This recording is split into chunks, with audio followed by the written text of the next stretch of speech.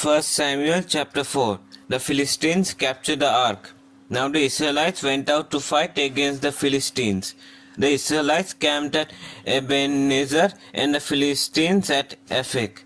The Philistines deployed their forces to meet Israel, and as the battle spread, Israel was defeated by the Philistines, who killed about 4,000 of them on the battlefield. When the soldiers returned to the camp, the elders of Israel asked, "Why did the Lord bring defeat on us today before the Philistines? Let us bring the ark of the Lord's covenant from Shiloh, so that he may go with us and save us from the hand of our enemies." So the people sent men to Shiloh, and they brought back the ark of the covenant of the Lord Almighty, who is enthroned between the cherubim. And Eli's two sons, Hophni and Phinehas, were there with the ark of the covenant of God. When the ark of the Lord's covenant came into the camp, all Israel raised such a great shout that the ground shook. Hearing the uproar, the Philistines asked, "What's all this shouting in the Hebrew camp?" When they learned that the ark of the Lord had come into the camp, the Philistines were afraid. "Our God has come into the camp," they said. "We're in trouble. Nothing like this has happened before. Woe to us! Who will deliver us from the hand of these mighty gods? They are the gods who struck the Egyptians with all kinds of plagues in the wilderness. Be strong, Philistines. Be men, or you will be subject to the Hebrews as they have been to you. Be men and fight." So the Philistines fought, and the Israelites were defeated, and every man fled to his tent. The slaughter was very great. Israel lost 30,000 foot soldiers. The ark of God was captured, and Eli's two sons, Hophni and Phinehas, died. Death of Eli. That same day a Benjamite ran from the battle line and went to Shiloh with his clothes torn and dust on his head. When he arrived, there was Eli sitting on his chair by the side of the road, watching, because his heart feared for the ark of God. When the man entered the town and told what had happened, the whole town sent up a cry. Eli heard the outcry and asked, "What is the meaning of this uproar?" The man hurried over to Eli, who was 98 years old and whose eyes had failed so that he could not see. He told Eli, "I have just come from the battle line. I fled from it this very day." Eli asked, "What happened, my son?" The one who brought the news replied, "Israel fled before the Philistines, and the army has suffered heavy losses. Also your two sons, Hophni and Phinehas, are dead, and the ark of God has been captured."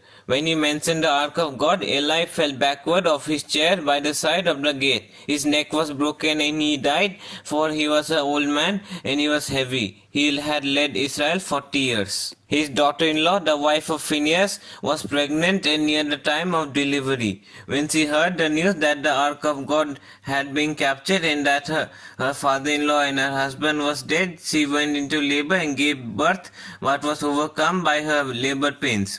As he was dying, the woman attending her said, "Don't despair, you have given birth to a son."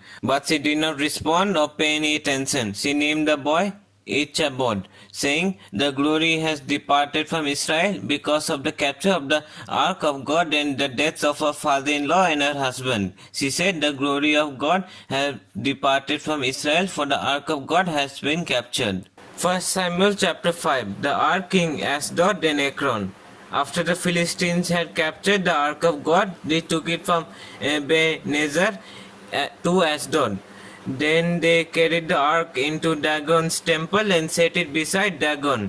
When the people of Ashdod rose early the next day, there was Dagon fallen on his face on the ground before the ark of the Lord. They took Dagon and put him back in his place. But the following morning, when they rose, there was Dagon fallen on his face on the ground before the ark of the Lord. His head and hands had been broken off and were lying on the threshold, only his body remained. This is why to this day neither the priests of Dagon nor any others who entered Dagon's temple at Ashdod step on the threshold. The Lord's hand was heavy on the people of Ashdod and its vicinity. He brought devastation on them and afflicted them with tumors. When the people of Ashdod saw what was happening, they said, "The ark of the God of Israel must not stay here with us, because his hand is heavy on us and on Dagon our God." So they called together all the rulers of the Philistines and asked them, "What shall we do with the ark of the God of Israel?" They answered, "Have the ark of the God of Israel moved to Gath." So they moved the ark of the God of Israel. But after they had moved it, the Lord's hand was great against that city, throwing it into a great panic. He afflicted the people of that city, both young and old, with an outbreak of tumors. So they sent the ark of God to Ekron. As the ark of God was entering Ekron, the people of Ekron cried out, "They have brought the ark of the God of Israel around to us to kill us and our people." So they called together all the rulers of the Philistines and said, "Send the ark of the God of Israel away, let it go back to its own place, or it will kill us and our people." For death had filled the city with panic. God's hand was very heavy on it. Those who did not die were afflicted with tumors, and the outcry of the city went up to heaven. 1 Samuel chapter 6. The ark returned to Israel.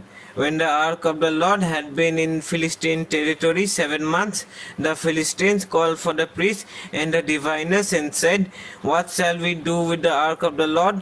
Tell us how we should send it back to its place." They answered, "If you return the ark of the God of Israel, do not send it back to him without a gift. By all means send a guilt offering to him. Then you will be healed, and you will know why his hand has not been lifted from you." The Philistines asked, "What guilt offering should we send to him?" They replied, 5 gold tumors and 5 gold rats, according to the number of the Philistine rulers, because the same plague has struck both you and your rulers. Make models of the tumors and of the rats that are destroying the country, and give glory to Israel's God. Perhaps he will lift his hand from you and your gods in your land. Why do you harden your hearts as the Egyptians and Pharaoh did? When Israel's God dealt harshly with them, did they not send the Israelites out so they could go on their way? Now then, get a new cart ready with 2 cows that have been calved and have never been yoked. Hitch the cows to the cart, but take their calves away and pen them up. Take the ark of the Lord and put it on the cart, and in a chest beside it put the gold objects you are sending back to him as a guilt offering. Send it on its way, but keep watching it. If it goes up to its own territory toward Beth-Shemesh, then the Lord has brought this great disaster on us. But if it does not, then we will know that it was not his hand that struck us, but that it happened to us by chance. So they did this. They took 2 such cows and hitched them to the cart and penned up their calves. They placed the ark of the Lord on the cart, and along with it the chest containing the gold rats and the models of the tumors. Then the cows went straight up toward Beth-Shemesh, keeping on the road and lowing all the way. They did not turn to the right or to the left. The rulers of the Philistines followed them as far as the border of Beth-Shemesh. Now the people of Beth-Shemesh were harvesting their wheat in the valley, and when they saw up and saw the ark, they rejoiced at the sight. The cart came to the field of Joshua of Beth-Shemesh, and there it stopped beside a large rock. The people chopped up the wood of the cart and sacrificed the cows as a burnt offering to the Lord. The Levites took down the ark of the Lord together with the chest containing the gold objects and placed them on the large rock.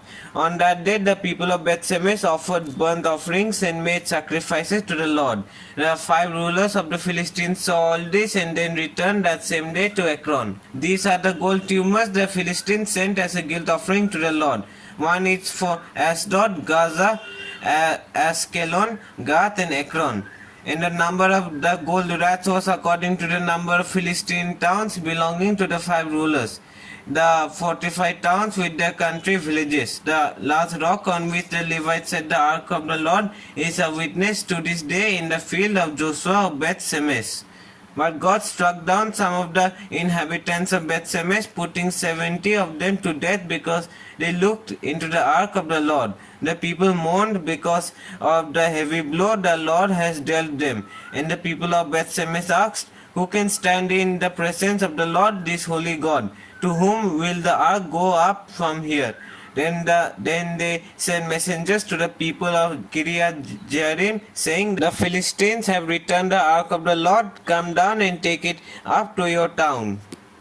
1 Samuel chapter 7.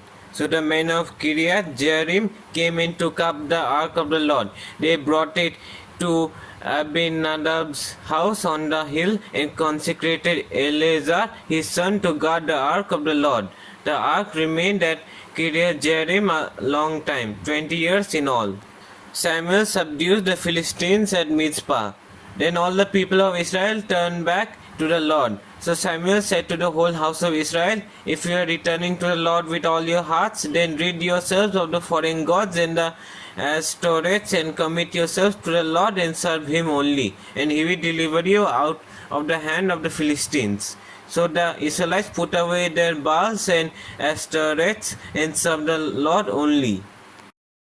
Then Samuel said, assemble all Israel at Mizpah, and I will intercede with the Lord for you. When they had assembled at Mizpah, they drew water and poured it out before the Lord. On that day they fasted, and there they confessed, we have sinned against the Lord. Now Samuel was serving as leader of Israel at Mizpah. When the Philistines heard that Israel had assembled at Mizpah, the rulers of the Philistines came up to attack them. When the Israelites heard of it, they were afraid because of the Philistines. They said to Samuel, do not stop crying out to the Lord our God for us, that he may rescue us from the hand of the Philistines. Then Samuel took a suckling lamb and sacrificed it as a whole burnt offering to the Lord. He cried out to the Lord on Israel's behalf, and the Lord answered him. While Israel was sacrificing the burnt offering, the Philistines drew near to engage Israel in battle.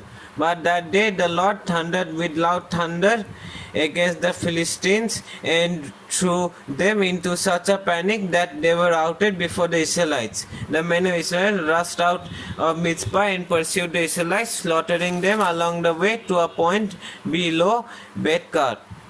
Then Samuel took a stone and set it up between Mizpah and Sen. He named it Ebenezer, saying, thus far the Lord has helped us. So the Philistines were subdued and they stopped invading Israel's territory. Throughout Samuel's lifetime, the hand of the Lord was against the Philistines. The towns from Ekron to Gath that the Philistines had captured from Israel were restored, and Israel delivered the neighboring territory from the hands of the Philistines, and there was peace between Israel and the Amorites. Samuel continued as Israel's leader all the days of his life. From year to year he went on a circuit from Bethel to Gilgal to Mizpah, judging Israel in all those places.